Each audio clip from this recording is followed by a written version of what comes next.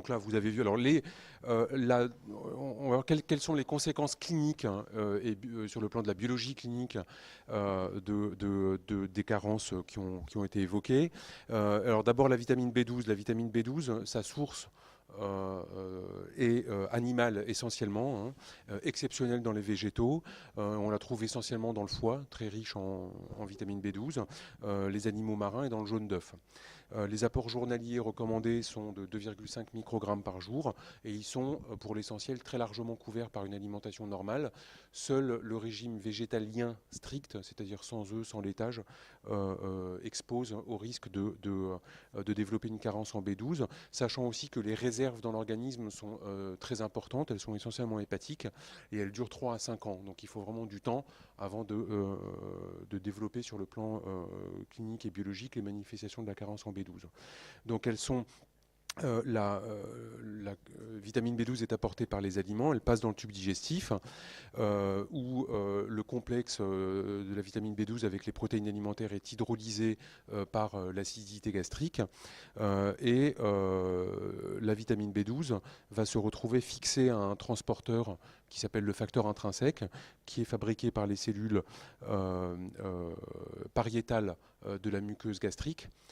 Et c'est ce complexe vitamine B12 facteur intrinsèque qui va transiter le long du tube digestif jusqu'à la partie terminale de l'iléon, où ce complexe va se fixer sur un récepteur au niveau de la face apicale des entérocytes iléo de l'iléon terminal, avec le complexe cubiline et amnionless, qui va permettre l'endocytose du complexe, l'internalisation dans la cellule, dans le lysosome, le relargage de la vitamine B12 qui va pouvoir être utilisée et le recyclage du système.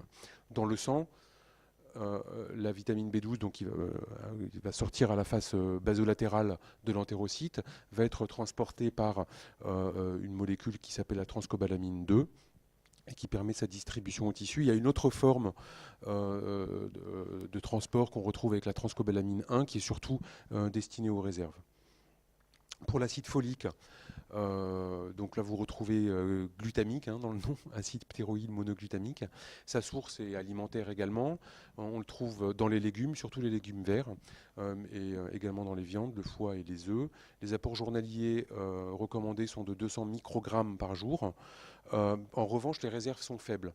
Elles durent au maximum 3 à 4 mois. Donc une carence peut s'installer plus rapidement qu'une carence en vitamine B12.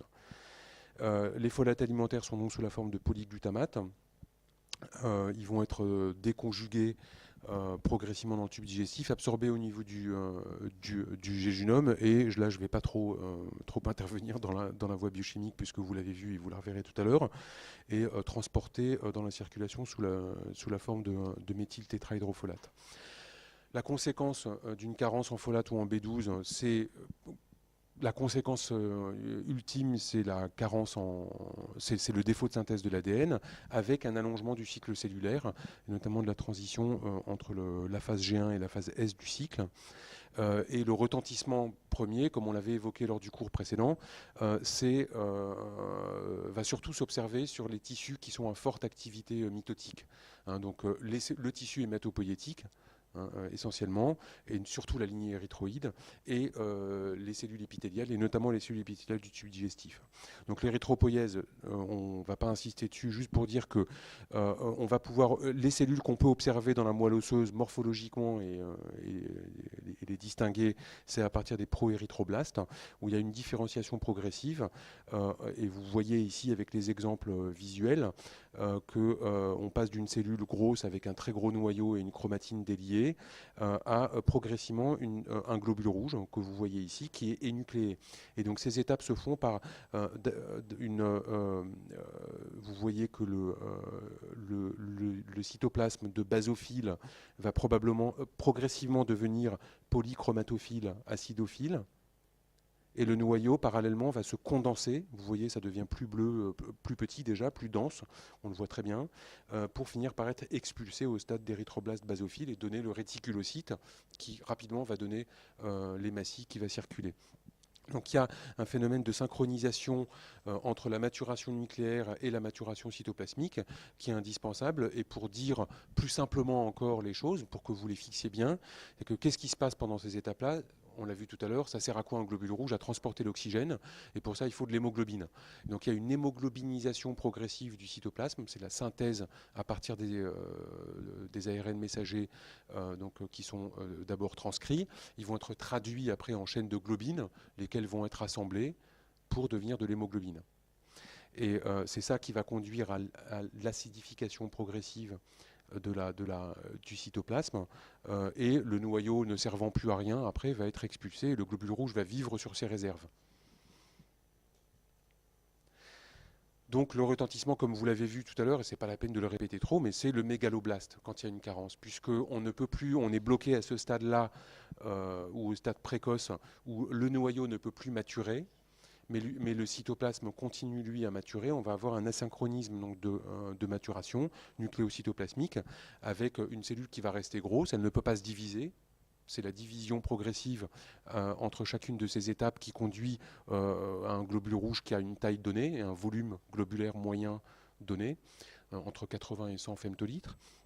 Donc là, ils se divisent moins, donc ils sont plus gros. Il y a une macrocytose, les cellules sont plus grosses, au-dessus de 100, généralement même au-dessus de 115 et 120 femtolitres, alors que le noyau, lui, il reste immature, et ça va donner en fait des cellules qui sont plus fragiles et qui vont mourir plus au niveau de la moelle osseuse. Ça donne ce qu'on appelle aussi un avortement intramédulaire ou une hémolyse intramédulaire, ou en d'autres termes une érythropoïèse inefficace, et la traduction de tout ça, c'est l'anémie mégaloblastique.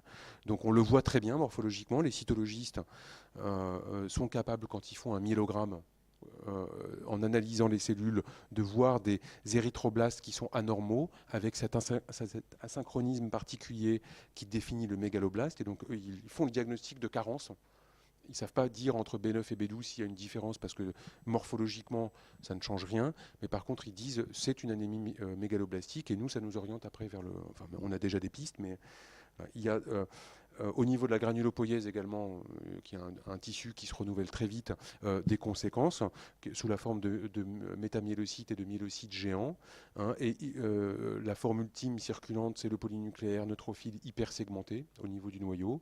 Et là aussi, une carence, un défaut final du produit fini qui conduit à la neutropénie, on l'a évoqué tout à l'heure, et également à la thrombopénie. Donc en fait, il y a une anémie mégaloblastique sur le plan morphologique. Dans le sang, ça se traduit par une anémie macrocytaire régénérative.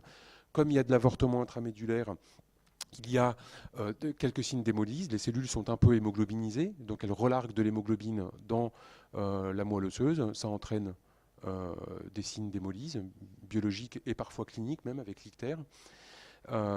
Une neutropénie, une thrombopénie. Les globules rouges qui finissent quand même par réussir à sortir en plus faible nombre sont anormaux, ils sont plus gros, ils sont macrocytaires, avec un VGM augmenté. Sur les autres tissus, il peut y avoir un retentissement également lié à la carence. D'abord parce que cette carence est également importante pour les tissus épithéliaux notamment, et donc on le voit au niveau des surfaces muqueuses et notamment au niveau de la bouche avec la glossite atrophique, au niveau de la muqueuse intestinale avec une atrophie qui va conduire à des diarrhées chroniques, et également au niveau de la muqueuse génitale avec une infertilité très fréquente dans ce syndrome. Quand il y a une thrombopénie importante, le risque c'est les complications hémorragiques. Quand il y a une neutropénie importante, le risque ce sont les complications infectieuses, on l'a vu tout à l'heure.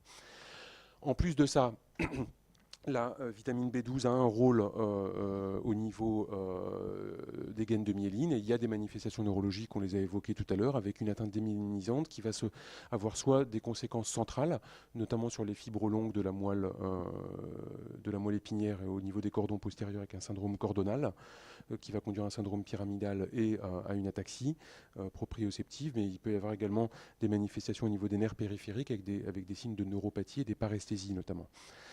Pour les carences en folate, ça a un rôle important au niveau de la fermeture du tube neural, et donc c'est pendant la grossesse qui peut avoir des conséquences pour le fœtus, avec un risque de spina bifida, une mauvaise fermeture du tube neural pendant la grossesse, et donc c'est très important de supplémenter les femmes enceintes.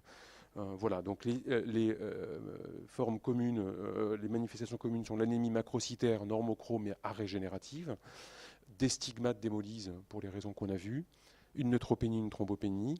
Donc les stigmates d'hémolyse, vous les voyez ici, une hyperbilirubinémie non conjuguée, une baisse de l'aptoglobine et une augmentation des LDH. Euh, voilà, donc ça pour l'absorption, on l'a vu tout à l'heure. Quelles sont les causes? Pourquoi est-ce qu'on n'absorbe pas la vitamine B12? Soit parce qu'on n'a pas l'estomac du tout, c'est une gastrectomie. Et ça, quand on le sait, généralement, et les patients doivent être substitués à vie par voie intramusculaire. Soit plus fréquemment parce qu'on a une gastrite atrophique, c'est une maladie auto-immune où des lymphocytes vont attaquer progressivement la muqueuse de l'estomac. Les cellules pariétales ne vont plus, vont disparaître, donc il n'y aura plus de facteurs intrinsèques et il n'y aura plus d'absorption. La vitamine B12 alimentaire va transiter dans le tube digestif, mais ne sera pas liée aux facteurs intrinsèques et donc ne sera pas absorbée au niveau de l'iléon terminal. Et donc cette maladie auto-immune, quand on la dépiste, on la diagnostique généralement devant un tableau d'anémie mégaloblastique avec tous les signes qu'on vient de voir, et on la traite par supplémentation en vitamine B12 à vie. Les carences en acide folique, elles sont plus fréquentes, elles sont beaucoup plus fréquemment des carences d'apport, surtout dans les pays en voie de développement ou dans des pays développés chez des patients qui sont plus ou moins désocialisés ou qui sont âgés, dénutris en institution et mal pris en charge. Dans des situations de malabsorption digestive, la maladie cœliaque, des résections importantes du grêle dans un certain nombre de maladies intestinales ou dans des troubles du métabolisme des folates comme les maladies hépatiques, notamment la cirrhose. Certains médicaments qui vont interférer directement avec la voie métabolique que vous avez vu tout à l'heure, qui sont des médicaments antifoliques, par exemple le méthotrexate utilisé comme immunosuppresseur ou comme chimiothérapie, précisément pour ça, parce que cette voie-là est importante pour le développement et l'activation des lymphocytes, et donc c'est utilisé pour ça. Le Bactrim, qui est un antibiotique, et un antiparasitaire qui est utilisé également pour ça, ou dans des situations où il y a des besoins accrus, comme au cours de la grossesse, ou au cours de l'hémolyse chronique, quand on doit régénérer beaucoup de globules rouges, on consomme ces stocks qui ne sont pas si importants que ça, puisqu'ils vont de 2, 3 à 4 mois au maximum. Donc si en plus de ça on a une carence d'apport, on développe assez facilement.